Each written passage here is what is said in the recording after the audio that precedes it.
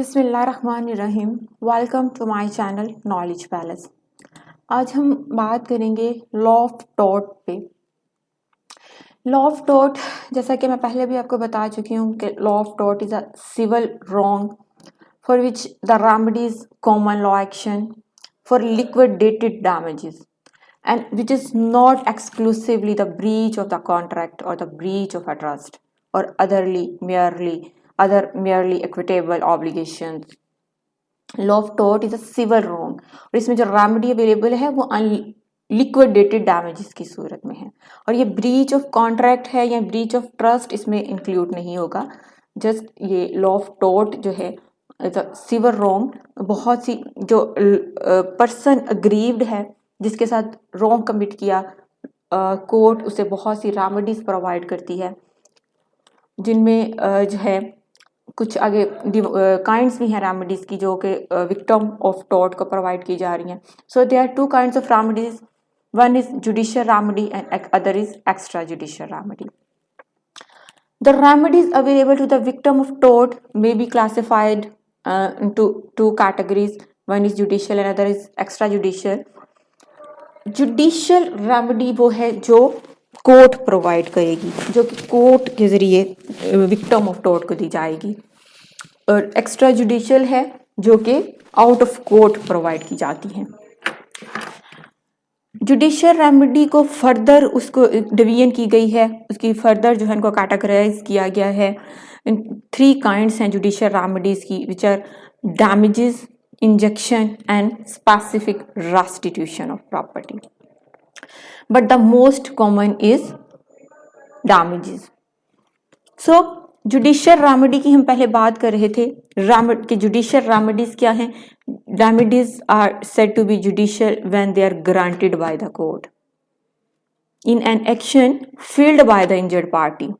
अब जो पार्टी जिसके साथ रॉन्ग कमिट किया गया है वो कोई एक्शन लेती है, कोर्ट में केस फाइल करती है, तो कोर्ट जो रेमेडी फाइल प्रोवाइड करेगी वो जुडिशियल है।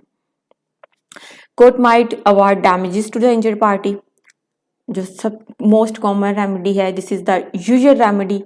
एंड द अदर रेमेडीज या रिमेनिंग जो फॉर्म्स हैं जुडिशियल रेमेडीज की वो हैं granting of injection and the restitution of property. But the most common is damages, क्योंकि डैमेजेस यूजुअल रेमेडी है, मोस्ट कॉमन रेमेडी है which are provided by the to the victim of tort bye the court. तो हम सबसे पहले फिर damages को discuss करते हैं।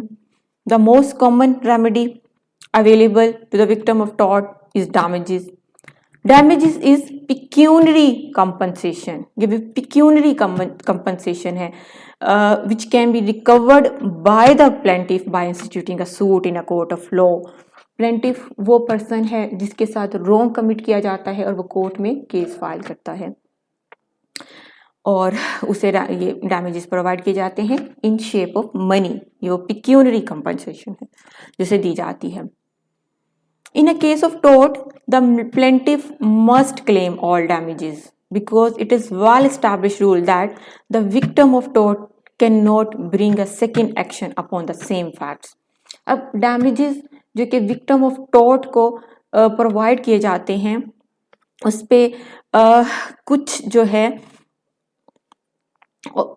कुछ हद तक उस पे कुछ रूल्स जो भी हैं वो इस्टेब्लिश किए गए हैं। वो ये हैं कि वो पर्सन जिसके साथ रॉन्ग कमिट किया वो सिर्फ एक बार ही एक्शन ले सकता है और जितना भी उसका लॉस हुआ है वो उस पर कंपनसेशन जो है वो क्लेम कर सकता है। वो अगेन एंड अगेन नहीं कर सकता, वो ये नहीं कर सकता कि बार बार क्लेम करे। And this rule was propounded in Fetter versus Bell, ये केस लॉ है जिसमें ये प्रिंसिपल्स जो हैं वो इस्टेब्लिश किए गए हैं। इसके फैक्ट्स कुछ इस तरह से हैं। The plaintiff brought an action for battery against the defendant and recovered 11 euro as damages. Plaintiff के साथ बैटरी कमिट की गई, उसने केस फाइल किया अगेंस्ट डिफेंडेंट और उसके नतीजे में 11 euro as a damages recover कर लिए। 8 years later he brought a second action on the ground that as a result of the tort committed against him for which he brought the first action of the recovery of the said damage, a portion of his skulls had to be removed. वो 8 साल बाद दोबारा एक और action लेता है और कहता है कि वो जो मेरे साथ बैटरी कमिट की गई थी और मैंने उसके डैमेजेस के तौर पर 11 यूरो रिकवर कर लिए थे, बाद में मुझे पता चला कि उसी बैटरी के जो कॉन्सिक्वेंसेस है ये हुए कि मेरे पोर्शन ऑफ स्कल जो है वो रिमूव हो गया, तो अब मुझे मजीद डैमेजेस दिए जाए। तो court dismiss this action and held that on the same facts only one action can be brought and damages can be awarded once. Court ने उसकी जो भी केस था उसको डिसमिस कर दिया और कहा कि सेम फैक्ट्स पर सिर्फ एक ही बार एक्शन लिया जा सकता है और एक ही बार डैमेजेस क्लेम किए जा सकते हैं, अगेन एंड अगेन जो है उसे डैमेजेस अवार्ड नहीं किए जाएंगे। तो ये थे डैमेजेस। डैमेजेस के अलावा second judicial remedy which are available to the victim of tort is that he और she may request the court to grant an injunction. Injunction क्या है? Injunction is an order of the court. Injunction is a specific order of the court forbidding the commencement of a wrong, threatening or the continuation of a wrong cause of action already begun, or in some cases commanding restitution of the former state of things.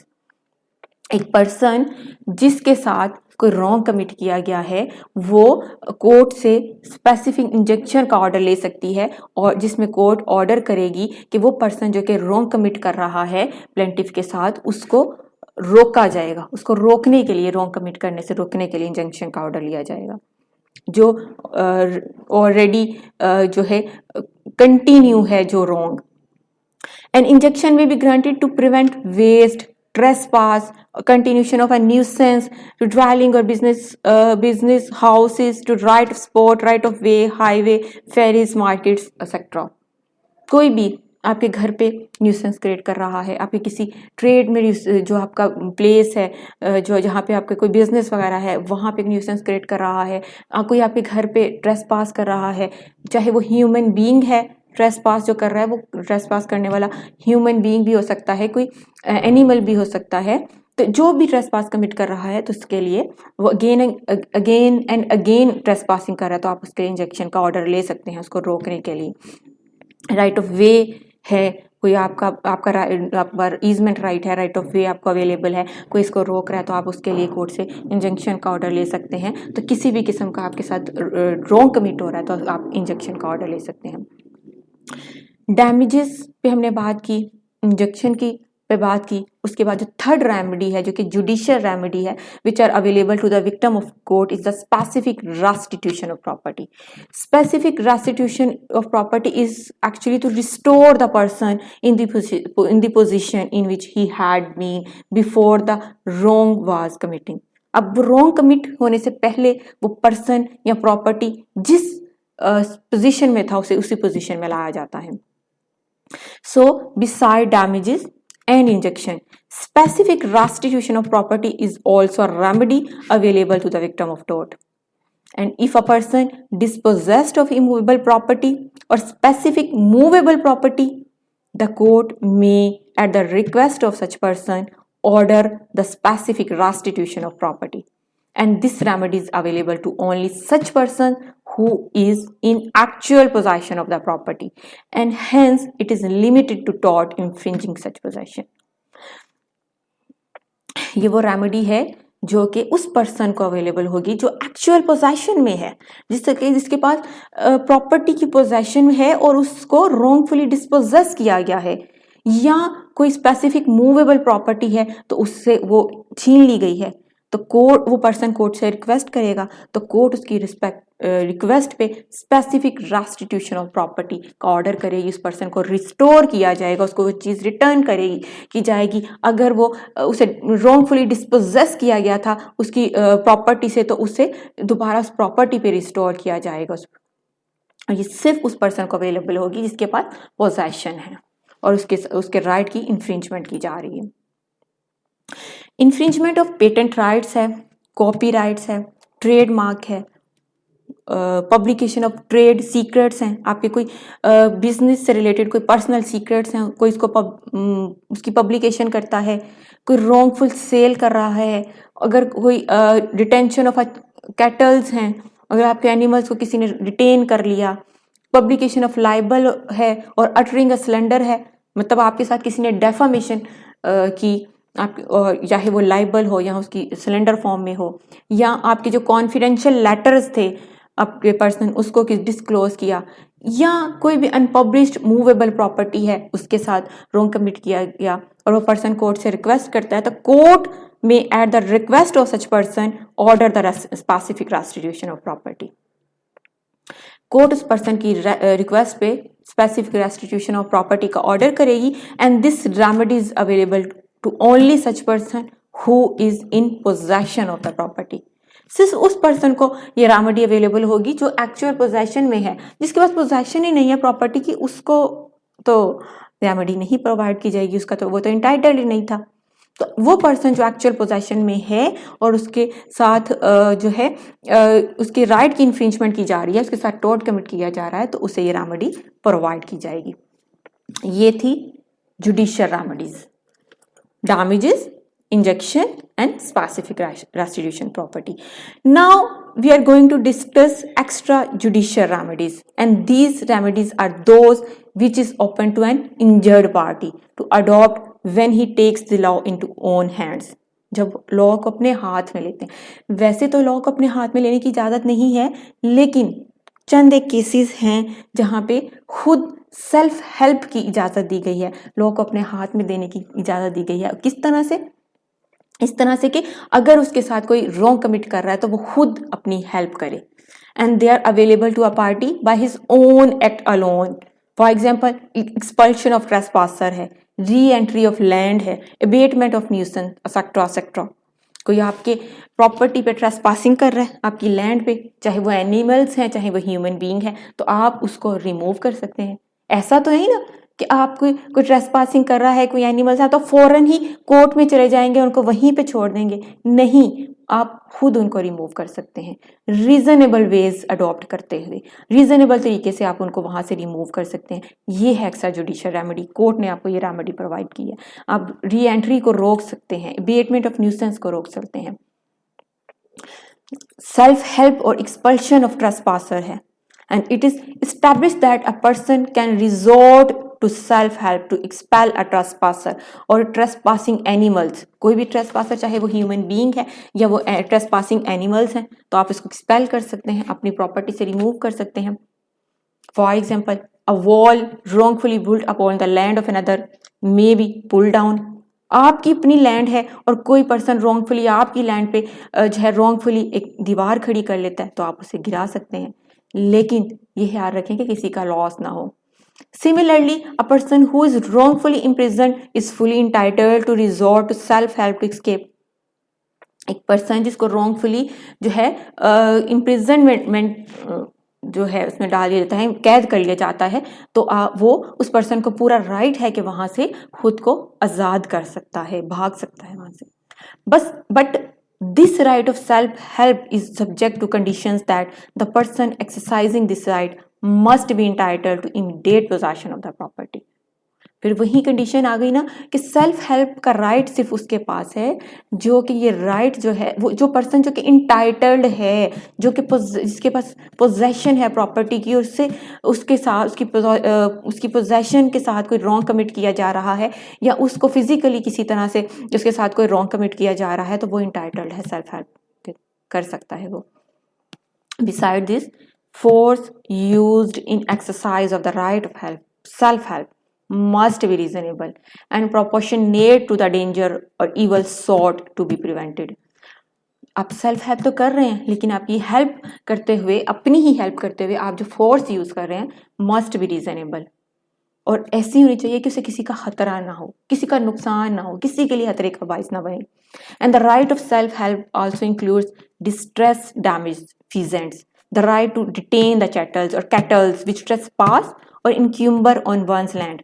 वही बात मैंने आपको पहले भी बताई कि आपकी ज़मीन पे, आपकी लैंड पे कोई कैटल्स वगैरह आ गए हैं, उसका नुकसान कर रहे हैं आपकी लैंड का, तो आप उसको रिमूव भी कर सकते हो और उन्हें डिटेन भी कर सकते हो। अगर उन्होंने आपका कोई ज़्यादा नुकसान कर दिया है, आपकी कोई फसल वगैरह है उसका नुकसान पहुंचा दिया है उसको, तो आप उसको डिटेन कर सकते हो अनटिल कि आपको कंपनसेशन नहीं दे दी जाती। वो पर्सन जो कि उसका ऑनर है वो आपको कंपनसेट नहीं कर सकता, आपका जो भी डैमेज हुआ है, जो भी हार्म हुआ है, जो भी आपकी पेन है, उसको रिमूव नहीं कर देता, आपको कंपनसेट नहीं कर सकता। सकता, आप उन एनिमल्स को डिटेन कर सकते हैं लेकिन उनको कोई नुकसान नहीं पहुंचा सकते। उसके बाद नेक्स्ट है अबेटमेंट ऑफ न्यूसेंस।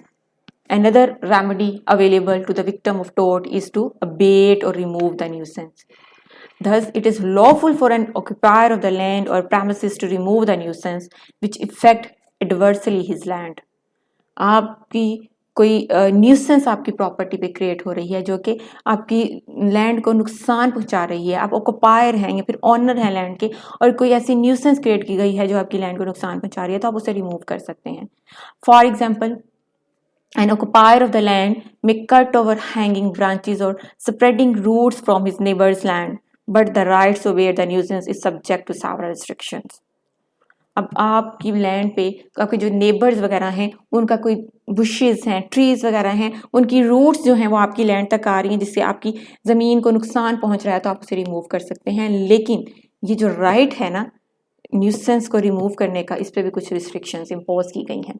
अब वो क्या रिस्ट्रिक्शंस हैं?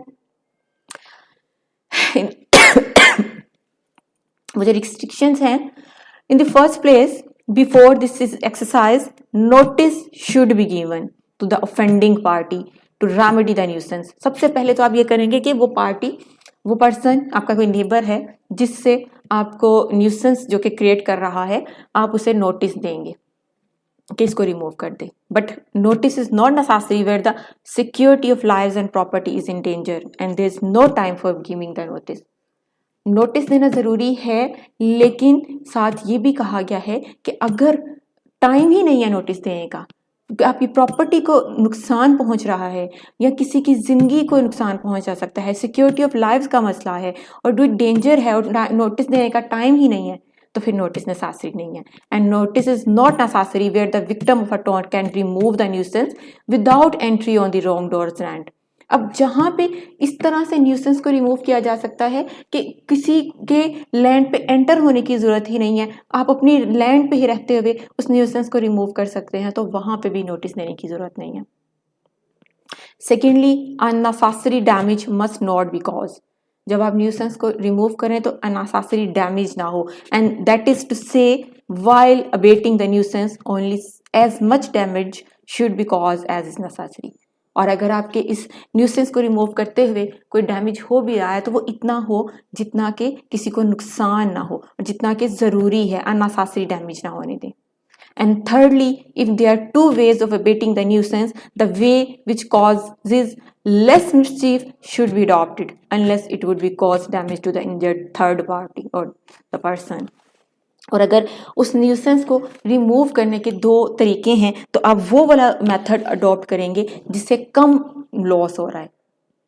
आप ये ख्याल रखेंगे कि सेकेंड पार्टी या कोई थर्ड इनोसेंट पर्सन है तो उसका लॉस ना हो। इन चीज़ों को, ये कुछ लिमिटेशंस हैं जो सब्जेक्ट हैं आपके इस राइट का, कि आपको ये राइट दिया गया है कि आप ये रेमेडीज जो हैं वो अवेल कर सकते हैं आउट ऑफ कोर्ट, जिनको एक्स्ट्रा जुडिशियल रेमेडी कहा जाएगा, लेकिन इससे किसी दूसरे का लॉस ना हो। Hence, for finally analysis, you can say that remedies in law of tort are classified into two kinds. One is judicial remedy and the other is extrajudicial remedy, which is further divided into different kinds. And the law of tort provides certain remedies to the person who is injured party in order to put the person in same position. तो law of tort अगर हम इसको ठीक से समझ लेते हैं तो ये बहुत बेनिफिट देता है, हमें अपने राइट्स का पता चलता है, हम इससे वो अपने राइट अवेल कर लेते हैं और डेली रूटीन में जो छोटे मोटे हमारी इंजरीज या डैमेज होते हैं किसी और पर्सन से और हमारा लॉस हो जाता है तो हम रेमेडी अवेल कर सकते हैं कोर्ट से। हमें डैमेजेस दिए जाते हैं, रेस्टिट्यूशन ऑफ प्रॉपर्टी है, इंजेक्शन का ऑर्डर है, तो ये डिफरेंट रेमेडीज जो हैं लॉ ऑफ टॉर्ट में अवेलेबल हैं। उम्मीद है आज का लेक्चर समझ आया होगा, बहुत इंटरेस्टिंग टॉपिक है। फर्दर हम मज़ीद टॉपिक्स जो है नेक्स्ट लेक्चर में डिस्कस करेंगे। Thanks for watching. अल्लाह हाफिज़।